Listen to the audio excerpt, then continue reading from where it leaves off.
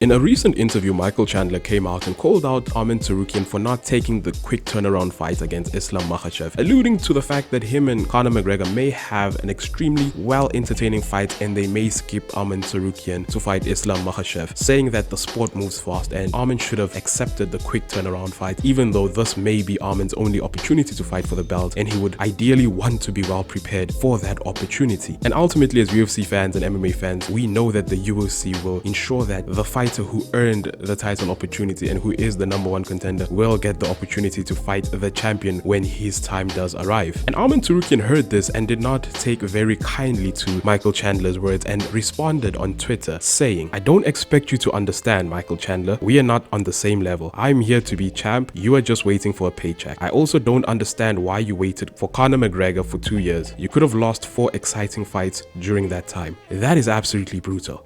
Magomed Ankalaev called out Alex Pereira for a fight in Abu Dhabi in October, and rightfully so. Alex Pereira rejected this, essentially because Magomed Ankalaev is the challenger and is already demanding the fight happen in his hometown or in his home advantage when he is ready. He is determining when and where the fight should happen. The challenger is determining this. And since when does the challenger get to have home advantage in a fight? Yes, we have seen it prior, most recently with Islam Makhachev when he got to fight for the lightweight title against Charles Oliveira. However, Islam is a much bigger superstar than Magomed Ankalaev. Heck, even in their own region, the Muslim region, I would argue that Alex Pereira is still a bigger star than Magomed Ankalaev. With that being said, why then does Magomed feel as though he deserves to fight for the belt when and where he wants it to be? Alex has every right to decline the fight and determine when he feels he would be ready to fight or defend his belt, especially considering that we can argue that Alex Pereira is the most must-see champion in the UFC right now. I would argue even more than Jon Jones. Alex Pereira is a superstar. He is entertaining. He saved that Jon Jones and Stipe card. He saved the UFC 300 card. He is now a bona fide star, which is absolutely hilarious if you're an Adesanya fan or if you're an Israel Adesanya dude, because Adesanya was absolutely hating on Alex Pereira before he came into the UFC, and now Alex Pereira is a 2-division champion and arguably an equal star or brings in equal eyes as Israel Adesanya.